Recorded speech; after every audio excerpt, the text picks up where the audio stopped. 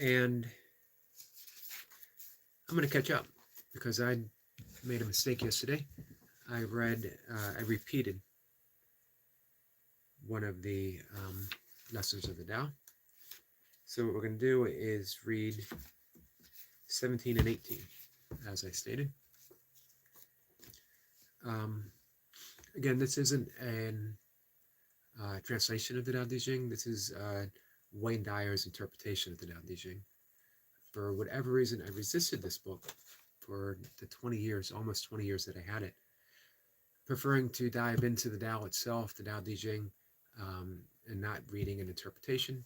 However, I guess for a little over 2 weeks now, I felt called to dive in, and I'm enjoying it very much.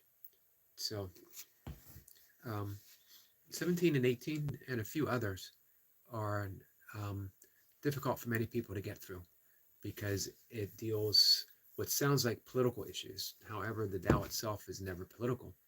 Um, the Tao is just stating what is, and we bring our own interpretation to it. So we can just as easily let go of that interpretation and see what the Tao is telling us. Our friend Squirrel Sniper is here. Grand Risings, Eric. Good morning to you, my friend. So this is two verses in a row to make up for my previous mistake. This is verse 17. With the greatest leader above them, people barely know one exists. Next comes one whom they love and praise. Next comes one whom they fear. Next comes one whom they despise and defy. When a leader trusts no one trusts him. The great leader speaks little. He never speaks carelessly. He works without self-interest and leaves no trace. When all is finished, the people say, "We did it ourselves." That is verse 17. Verse 18, and then we'll talk about it a little bit. When the greatness of the Tao is present, action arises from one's own heart. When the greatness of the Tao is absent, action comes from the rules of kindness, these are in quotation marks, and justice. If you need rules to be kind and just, if you act virtuous, that is a sure sign that virtue is absent. Thus we see the great hypocrisy. When kinship falls into discord, piety and rites of devotion arise. When the country falls into chaos, official loyalists will appear. Patriotism is born.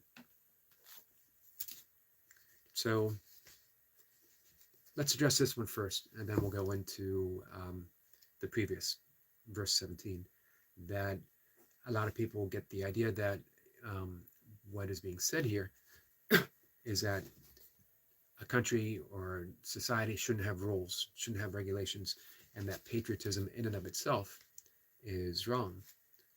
Of course, the Tao doesn't deal with wrong or right. The Tao simply deals with what is.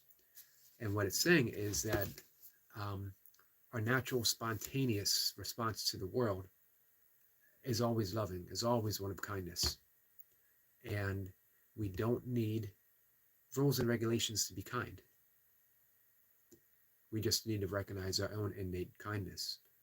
Karma 3434 says rhyming. Hello, my friend. How are you? Good morning. So when we learn to spontaneously live our lives from the Tao, walking through the world with our own natural kindness, our own natural response to every situation being one of equanimity, one of peace, we don't need rules. Does that mean rules aren't in place? No, they simply serve as reminders.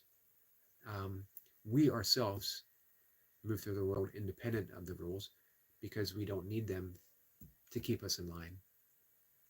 We're just naturally who we are. And this applies as well to verse 17 when they're talking about leaders. That a great leader speaks little. He never speaks carelessly. He works without self-interest and leaves no trace. When all is finished, the people say, "We did it ourselves." What it's asking us here is for each of us to be a leader and not to step in and declare ourselves as leader, but to simply lead. Um, and when we do that, no one says of us, well, that was a great leader. They simply say, we did that ourselves. Squirrel Sniper says exactly. The truth includes love, overrides any man's law. Exactly. Nicely said, Squirrel Sniper, as usual, as always. Um, when we abide by laws, when we abide by regulation and rules, we're looking outwards. I heard a quote not long ago from a political leader um, saying that it's a good idea to believe in heaven because without the belief in heaven, we would do whatever, which seems to be a very narrow way of looking at humanity, that we need the concept of heaven to keep us aligned, instead of the fact that our own innate goodness carries us through the world. I don't need a rule to be kind. I don't need someone to tell me to be kind. I don't need anything to simply be. And the great thing, people might say, well, what about red lights? What about stop signs? Don't we need them? No one's saying to get rid of anything.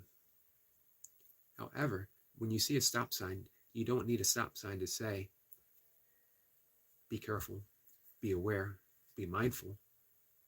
It just is. Stop sign serves as a guidepost. Remember. In Huxley's The Island, he talked about throughout the forest you had parrots that would simply say, pay attention, pay attention, pay attention. You had signs that said, be aware. And that's all rules and regulations are. They're simply guideposts to say, turn within. Remember why you're stopping. Remember why you're being mindful. And proceed from there. It's a gentler, more kinder way to navigate through the world. And it's our completely natural response to how we do it. So, guys, it is just after 5 in the morning. And I'm going to go out and take my walk. I'm going to do my own little pay attention, reminder, be aware, and see what nature brings me. So we're caught up. I think what I might do is alternate days of reading from the Tao Te Ching with maybe days of reading from A Course in Miracles, as I work through both each morning when I'm up. And both are just entirely rewarding and definitely worth sharing. So, guys, I'll see everyone later. Take care. Squirrel Sniper, appreciate you being here, my friend.